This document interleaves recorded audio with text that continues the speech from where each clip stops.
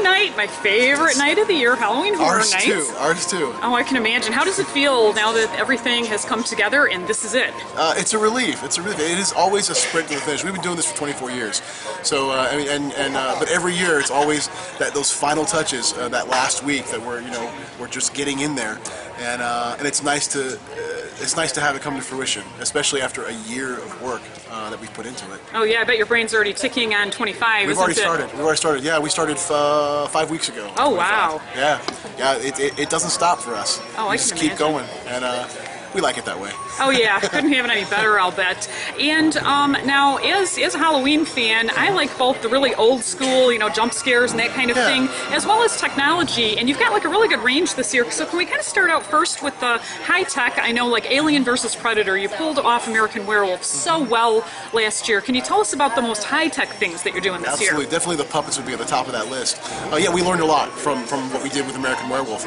Oddly enough, the puppets in American Werewolf were a lot of bungee gags. We had a lot of bungee cord that forced that wolf forward, and just from a logistical sense, there were a lot of maintenance we had to do throughout the run. So that was the top of our list, knowing that we were going to do Alien, is how can we cut down the amount of maintenance required to keep those things firing throughout the rest of the event. That was probably in our brains. Again, that's kind of the boring part, but for us it was a key thing, is maintaining its look and its activity. Yeah. But also too, knowing logistically how it looks and how it's constructed, the movement's completely different from American Werewolf. It has a more slow, defined. The wolves last year were all about aggression. It was just it would just attack like a wolf, like a dog. The Alien there's a lot. It's more cerebral, I think, in how we're having the puppeteers move the puppets, but also how we wanted to construct it. It's a slower movement, a more methodical movement. And the one main thing, we wanted to make sure we had that proboscis firing out of that mouth. So yeah, I think we've upped the ante as far as what the puppets are capable of doing.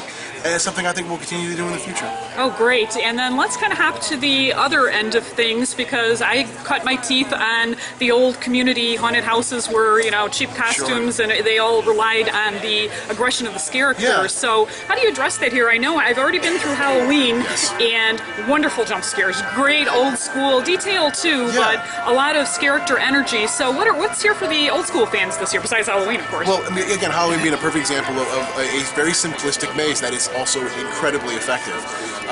It's always that balance that we have to try and find between voyeuristic moments where guests are watching a scene play out versus being engaged with that character and feeling the threat on themselves. And I think Halloween does that to a T. I mean, we literally kind of half the maze where you're seeing the kill in the kitchen and you're witnessing that walking by, and then suddenly his head turns and he's after you. Roanoke, I think, is also a great example of kind of some old school Halloween Horror Nights. The minute that thing was lit and we went through it for the first time with everything going, I was completely enveloped with an old school Halloween Horror Nights feel. It felt like the first 5 to 6 years of the event, where it was the aesthetics were just a little bit simpler, but still effective. I mean, that maze is gorgeous. It places you in that colony. And again, just mentally, when I went through the first time, I had this really kind of cool vintage feel in that maze.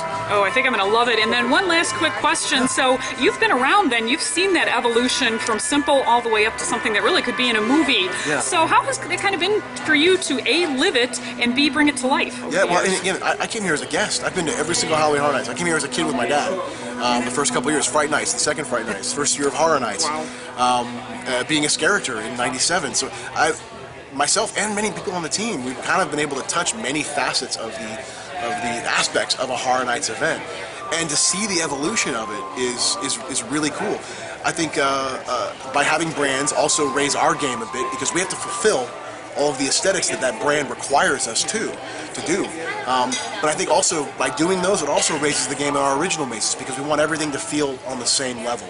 So it kind of raises the bar everywhere, and I think that's a really neat aspect of the event. Excellent. Thanks so much for chatting with us. Yeah, it's good to see you. Happy Halloween.